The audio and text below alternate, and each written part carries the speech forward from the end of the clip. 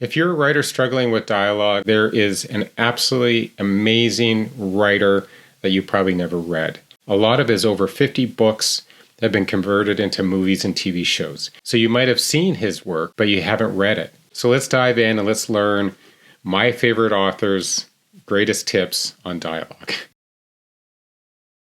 Now, if you're a writer struggling with dialogue, it could also be the problem is everything around your dialogue. What could happen is potentially your writing could be trying to explain the dialogue before a character even speaks. So what happens is the reader can get bored, or you're just telling too much and it pulls them out of the story.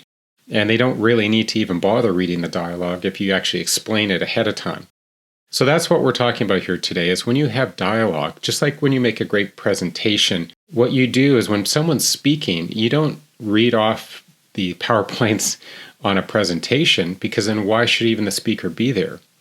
Same thing with writing. If it allows that dialogue gain even greater meaning and the reader will pay more attention to the characters that are speaking. Now, this particular writer, I'm a little upset with because their publisher scammed me out of $20.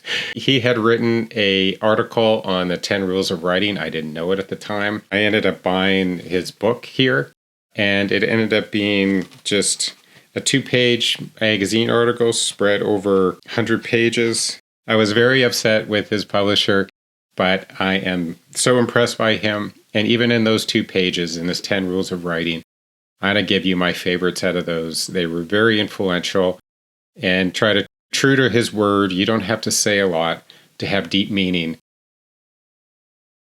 One of his top rules is never use a verb other than said to carry dialogue. And that follows into a second tip right away. Never use an adverb to modify the verb said, he admonished gravely. That's him. That I think is, again, just building on what we just talked about. When the person's speaking, the dialogue should be rich enough. Ideally, you know what that person's feeling by what they're saying. If you have to add a line, he said excitedly, the dialogue itself isn't that exciting.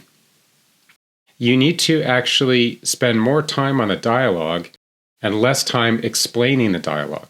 So when he says, just use like he said, she said, they said, I think it's a fantastic tip because what you're doing is it forces you to strengthen your dialogue to show emotion, to have meaning. I actually adapted that through my 3 books because I found it actually allows my characters to come alive. And I'm not too worried about trying to prompt the reader about what they're thinking. I spend all my time in the dialogue trying to convey that. And another main rule that I love, try to leave out the parts that readers tend to skip. Now, as a writer, when you've read over your drafts, and even your eye gets a little bored or wandering, the reader will too, and just cut. So you're going to have, even though he doesn't say this, you're going to have to kill your darlings. You know those sentences that you just worked on and crafted, and maybe are poetic or sound, have a great rhythm to them, but it adds nothing to the story? Well, you're going to have to kill those.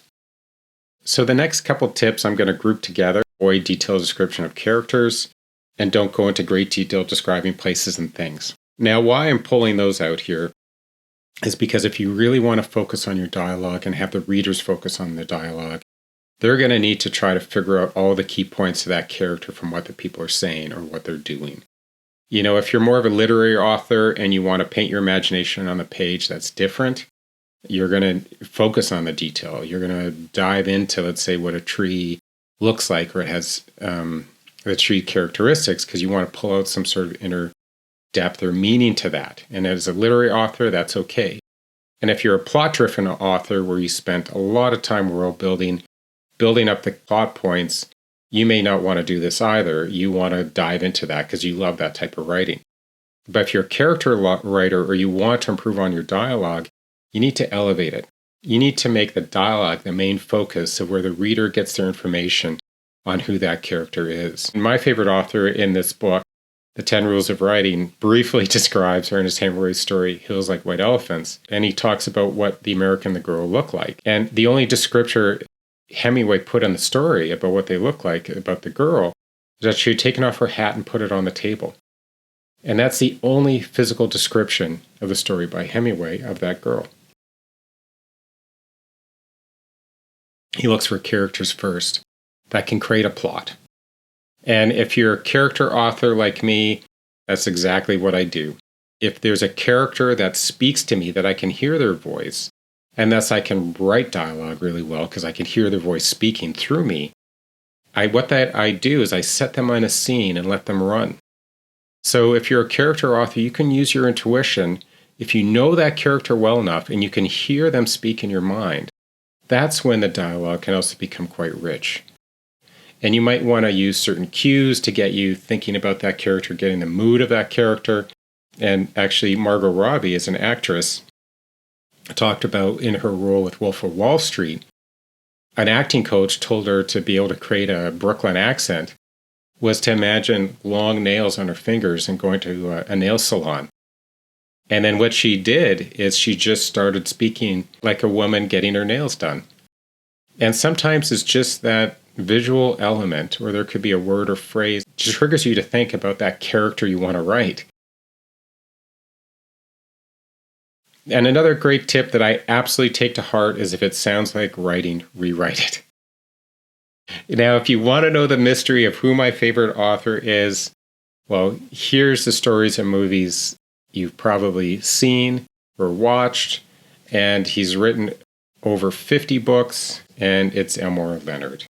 Now, I'm very sad that Elmore Leonard had passed away recently in the last couple years, because he is an author I would have loved to sit down and have a beer with. That's a shame I'll never actually be able to talk to him, but the beauty of writers and yourselves as authors is what you write down on the page will last forever. And that's why I think to some degree, we want to express ourselves beyond just being alone in a room in front of a computer or writing on a notepad. We actually want to express ourselves and have meaning beyond ourselves to our readers and have some impact with them.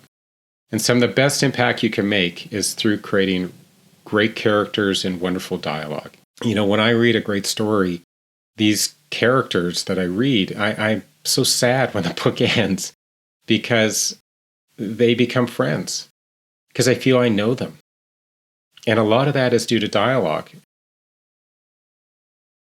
I think if you use those tips, your dialogue is going to improve a lot. And if you want to study a great author, I would highly recommend you study Elmore Leonard. Don't buy his book, this one, because it was a ripoff at $20. You can actually even just read this article online and the 10 tips, but buy his other books, the books he wrote that he cared about and loved, because you're going to probably fall in love with that author like me. And if you don't, you'll probably end up learning a lot about dialogue, just how he explains himself. Or so if you're a fan of the movies that adapted Elmore Leonard, like these, get his books, read the books, and try to find out why the producers and writers and directors like Quentin Tarantino took his work and put it out on the screen, because his dialogue was so rich that they adapted it and made movies from it.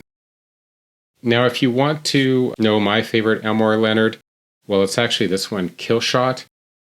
It is surprisingly, more literary work where he actually does break some of his rules, and you can tell it's very dog-eared. I think I even dropped it in the bath once. And I dried it out because I want to keep this book because I learned so much from it. And there's certain scenes that I just repeat in my mind over and over again because it's so powerful. And I hope his writing influences my work, and I hope these lessons can influence yours. So I can't wait to read what you're going to write, and have at it.